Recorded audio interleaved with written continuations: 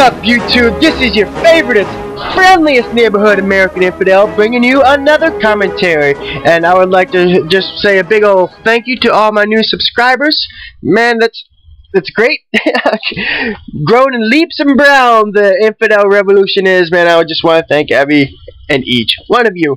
It's awesome. Let's just do this together. I'm more than sure that most of you came over from Yoush.com, but if you don't know what Yoush.com is, man, you gotta get over there. If you're looking to grow your channel, if you need feedback, if you're not getting views, if you're not getting comments, put it up on Yoush.com, man. They take everything and anything. Just don't be too overtly inappropriate. But man, it's a great way to get feedback on your content and what you're doing, what you're trying to do, and also to get ideas from other people.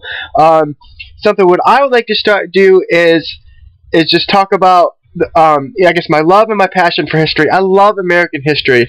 You know, the weirder the better. If truth is stranger than fiction, that's awesome. So right now we are going back in time.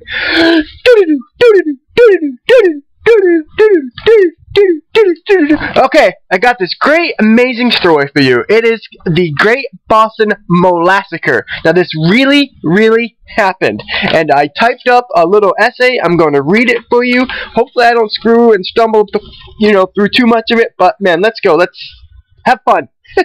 History. Let's get our learn on. Okay, I'm going to set the scene just for a little bit for you, so you kind of follow what the hell's going on. Now, it was a very warm afternoon on January 15 in 1919, when the people of Boston's industrial North End were going about the business in the usual manner. The temperature had spiked up to the middle 40s after being in the single digits for days before. Now, to most, the warmer than average temperature was a bit of a relief to New England's typically cold as hell winters. Winters, why would you live there? But however, on that day, the warm temperature would bring more than a brief hint at spring. It would be the harbinger of one of the strangest disasters to ever hit the city and even the country.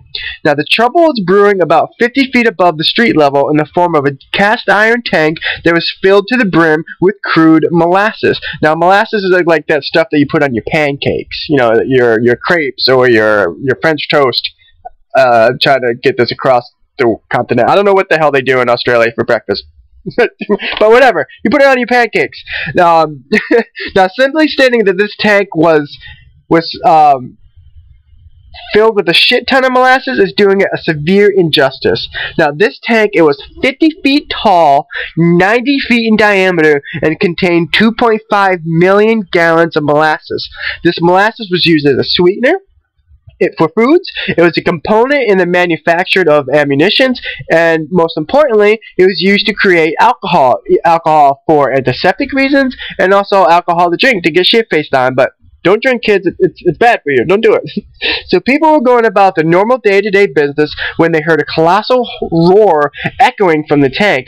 The eyewitnesses reported that the ground shook violently as the rivets popped from the seams, sounding like a machine gun was going off. And then suddenly, there was a terrific explosion that sent the tank's half-inch thick cast iron shell flying through the air in 3 giant pieces.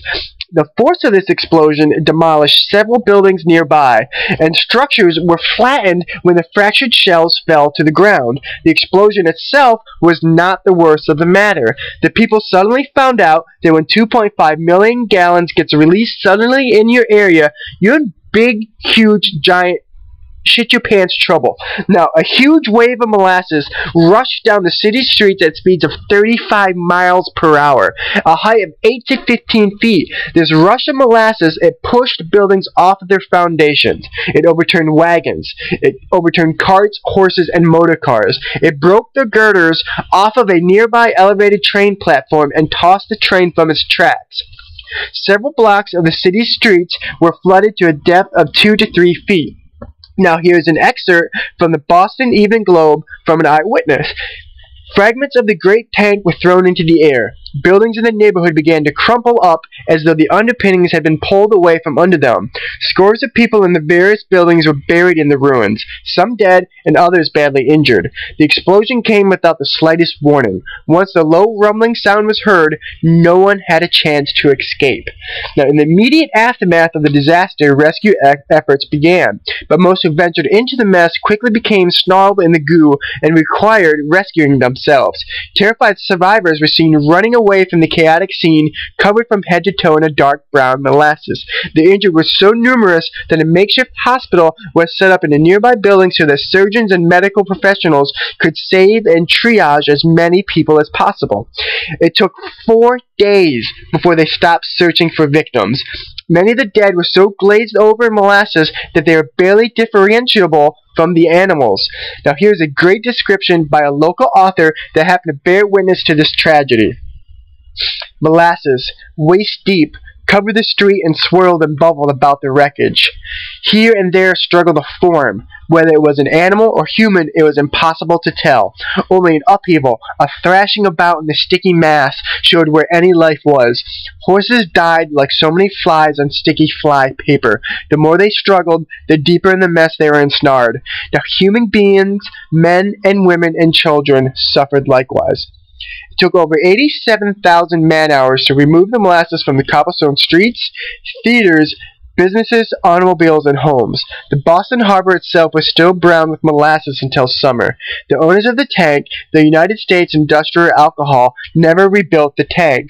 They would be busy with one of the first Massachusetts class action lawsuits that the local residents brought upon them.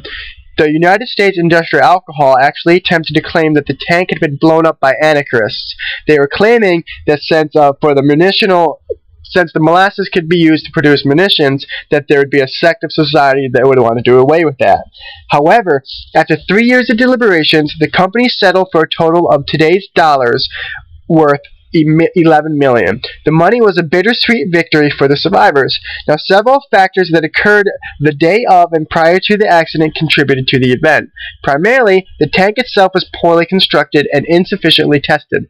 Also, due to the sudden increase in temperature, the fermentation process of the molasses ramped up and the production of excess carbon dioxide drastically increased the pressure within the tank. In the construction of the tank, it was found out that the builder neglected basic safety tests.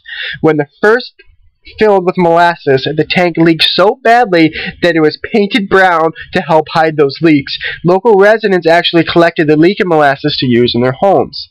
Now, all said and done, a total of 20 people lost their lives, and over 150 injuries were reported. The common conception held amongst the populace of the time was that the company purposely overfilled the tank in the hopes of producing as much alcohol as possible before the 18th Amendment of the U.S. Constitution was voted on the next day. However, predictably, it was in the next day, with the shadows of this horrible tragedy turning up on the front page of every congressman's newspaper and every single morning radio address, that the U.S. Congress voted to approve the prohibition of alcohol. Now, how much did this act come into play? Did this disaster actually sway the decisions of those that were on the fence? We'll never know because it's history, but it's incredibly interesting to just think, did this wild, amazing act in history actually help sway the decision of some of these congressmen? Now, all these guys, all these congressmen probably drank themselves. So they're like, oh shit, do I really have to go in there and vote on this? But, their position was based on if they voted the way the populace didn't want, then they were going to get reenacted or re-voted.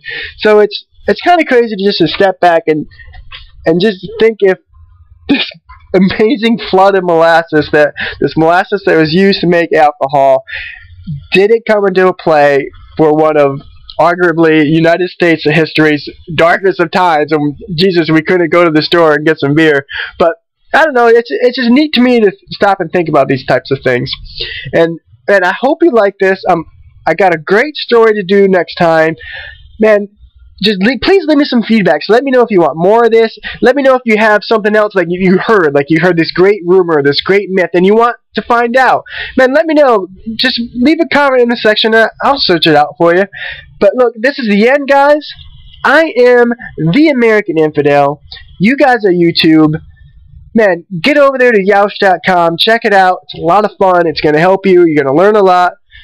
And that's it, man. That's the end of commentary, because I do commentary excellence.